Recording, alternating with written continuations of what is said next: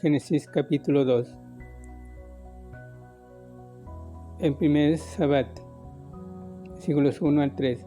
La palabra Sabbat significa simplemente cesar, reposo o desistir del ejercicio. Dios no descansa porque esté cansado, puesto que no se cansa. Salmos 121, verso 4. Más bien cesó de sus obras creadoras. La tarea estaba ahora terminada. Bendijo a las criaturas, Génesis capítulo 1, versículo 22, y al hombre, Génesis capítulo 1, versículo 28. Ahora bendice al Sabbat al separarlo como un día especial. No hay mandamiento aquí para que la gente observe el Sabbat. Es más, puesto que Adán fue creado en el sexto día, el Sabbat era en realidad el primer día para él.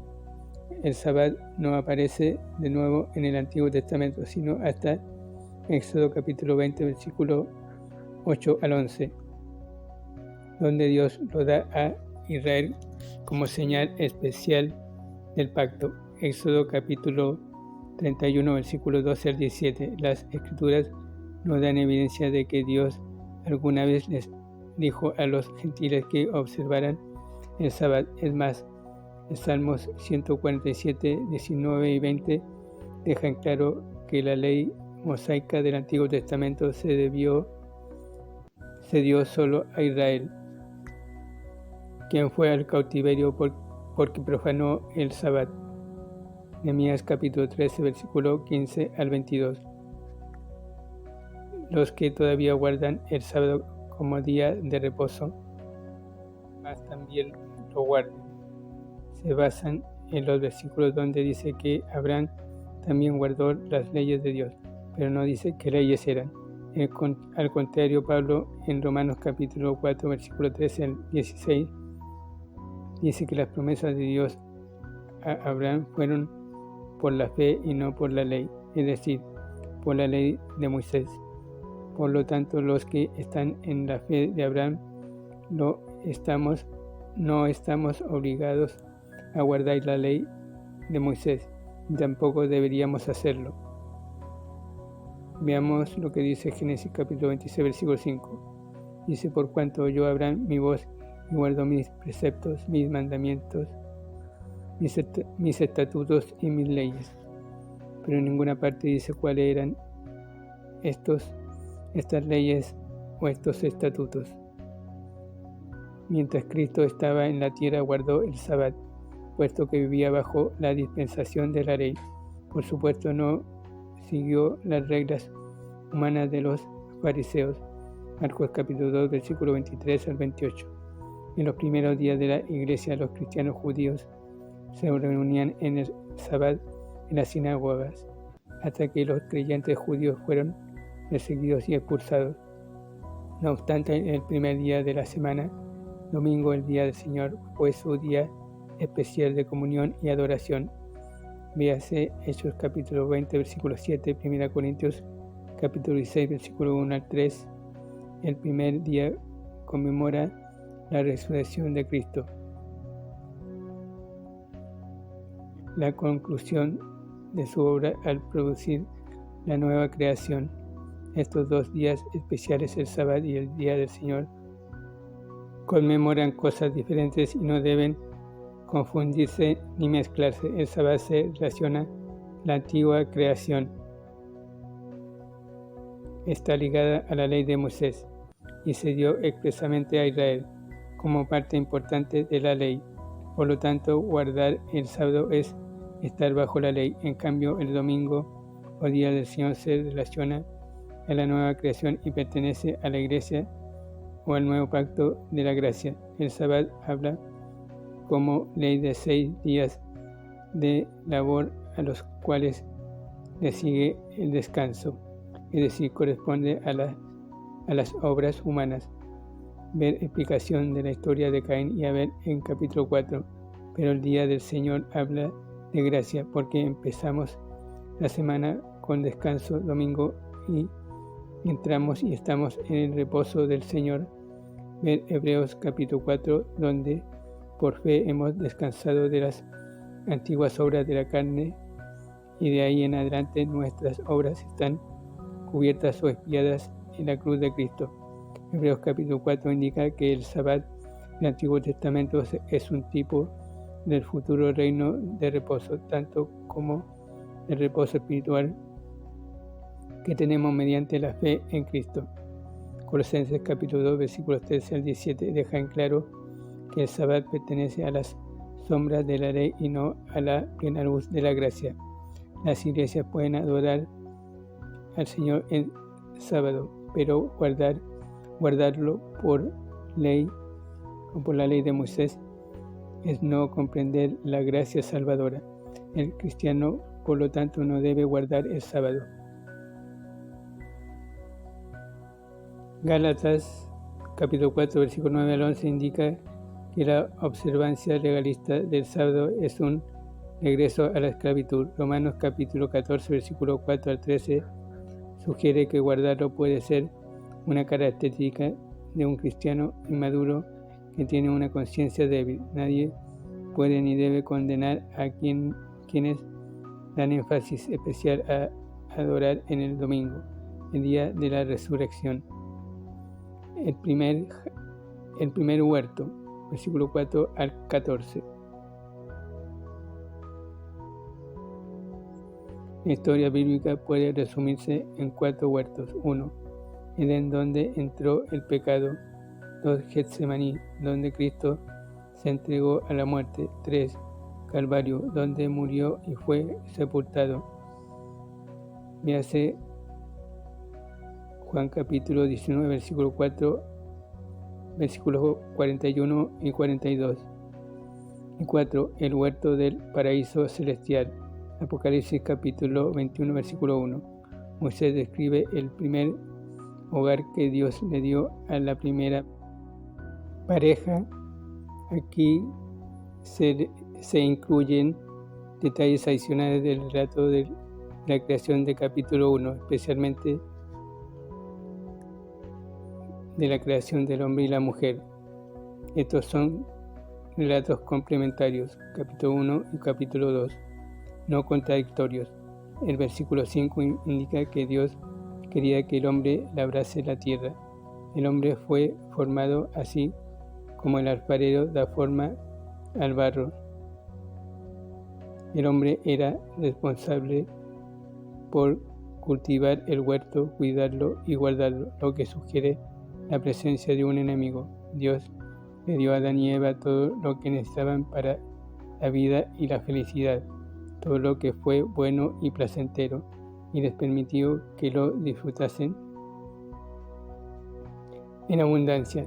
Nótese que dice que no había hombre para labrar la tierra, lo cual descarta la creencia de que en capítulo 1 hayan sido creadas otras personas, ni siquiera que haya sido creada otra mujer, ya que existe la creencia de que en Génesis capítulo 1 versículo 27 Dios creó otra mujer, la primera mujer según esta creencia, a la cual llaman Lilith, y que al desobedecer se convirtió en demonia, con poderes sobrenaturales. En primer lugar, en ninguna parte de la Biblia nombra a una mujer llamada Lilith. Ese nombre lo sacan de la descripción que Dios hace de un ave nocturna que se cree se refiere al búho. En segundo lugar, es ridículo y antibíblico que una mujer o ser humano se convierta en demonio o demonia. Las hembras, demonios o demonias no existen, ya que los demonios o ángeles caídos no fueron creados para procrear, como lo dijo Jesús en Mateo capítulo 22 versículos 29 y 30. Por lo tanto, creer que en Génesis 1 había otra mujer creada es un error por ignorar las Escrituras.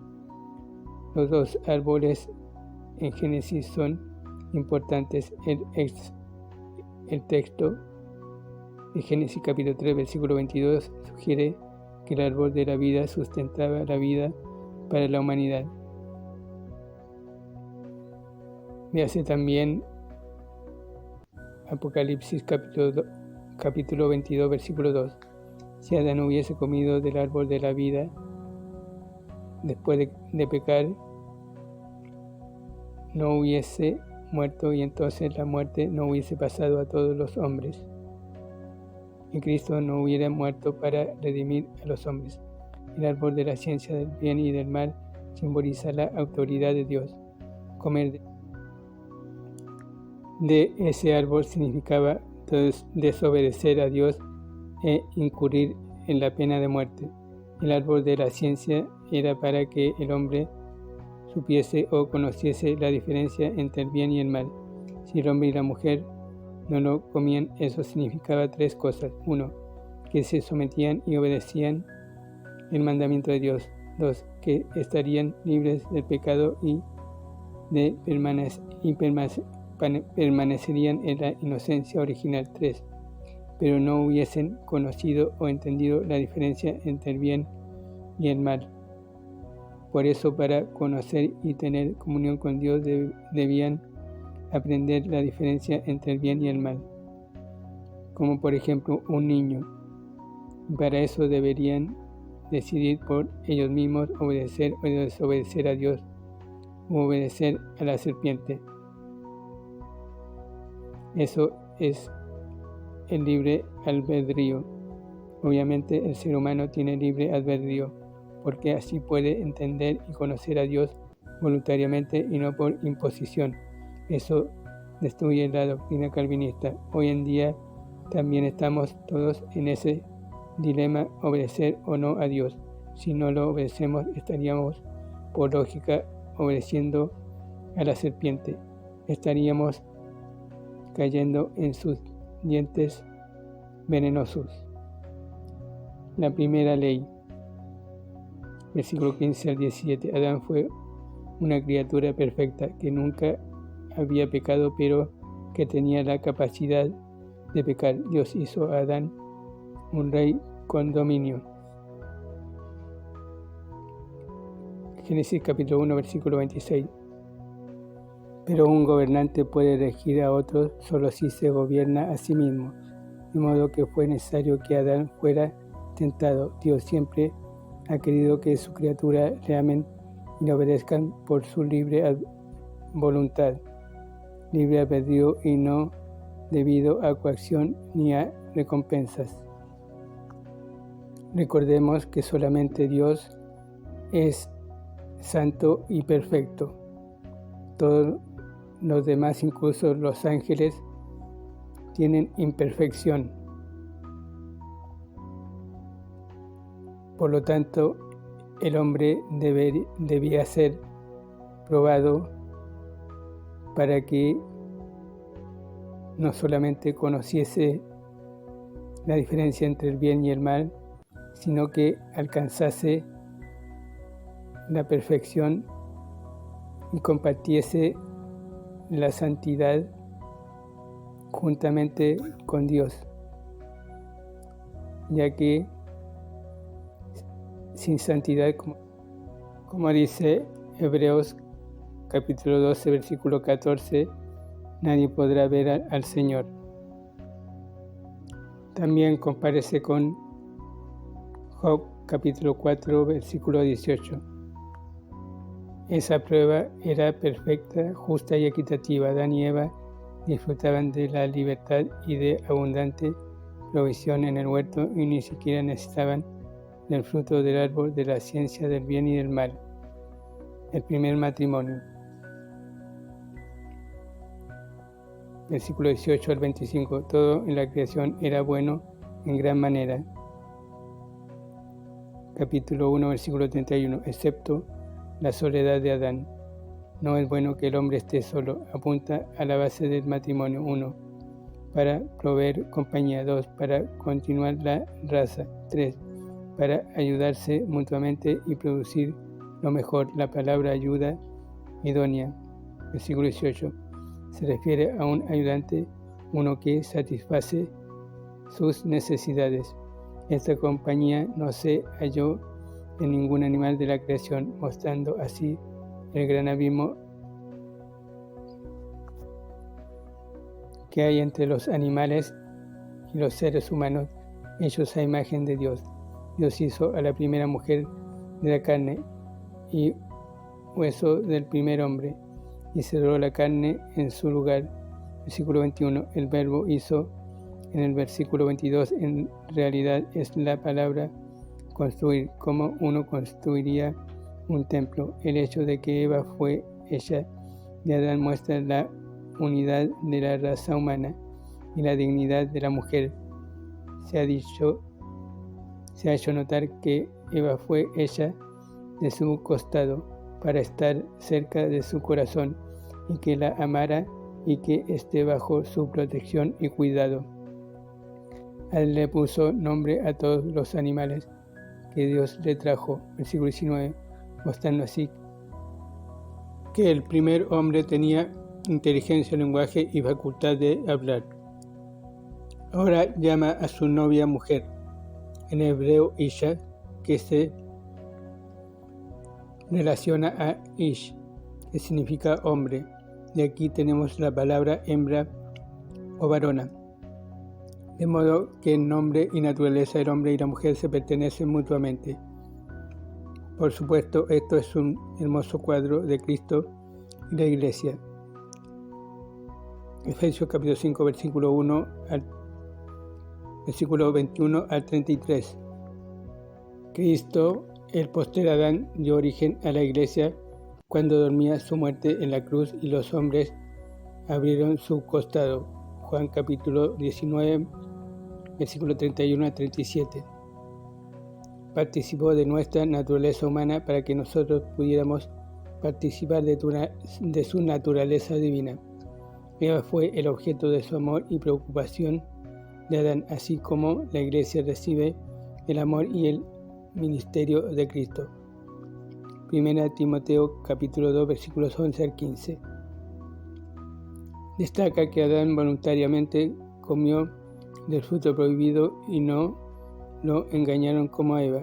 Estaba dispuesto a convertirse en pecado con tal de quedarse con su esposa. Así, Cristo estuvo dispuesto a ser hecho pecado por nosotros para que nosotros pudiéramos estar con Él para siempre. ¡Qué amor y gracia! Nótese también que Eva fue formada antes de que el pecado entrara en escena, así como hemos sido escogidos en Cristo antes de la fundación del mundo. Efesios capítulo 1 versículo 4. Pensamos que Adán comió porque amaba a Eva. Adán comió porque sabía que Eva iba a morir y él se iba a quedar solo por la eternidad en el Edén. Por eso decidió morir con Eva. Adán, en ese sentido, es un ejemplo de Jesús en la cruz. En la cruz Jesús decidió morir no solo por nosotros, sino con nosotros, como Adán por Eva. Morir no es dejar de existir, morir es separación. Ejemplo, morir espiritualmente es estar separado de Dios. Adán y Eva murieron primero espiritualmente y después físicamente. Morir físicamente es la separación del cuerpo y el alma y el espíritu. Morir al mundo es el creyente separado de los pecados del mundo, igual que morir a los deseos de la carne. Esto es lo que llamamos santidad o santificación de un santo. Dios es santo porque no tiene ninguna relación con el pecado, es decir, por su esencia única está separado totalmente del pecado.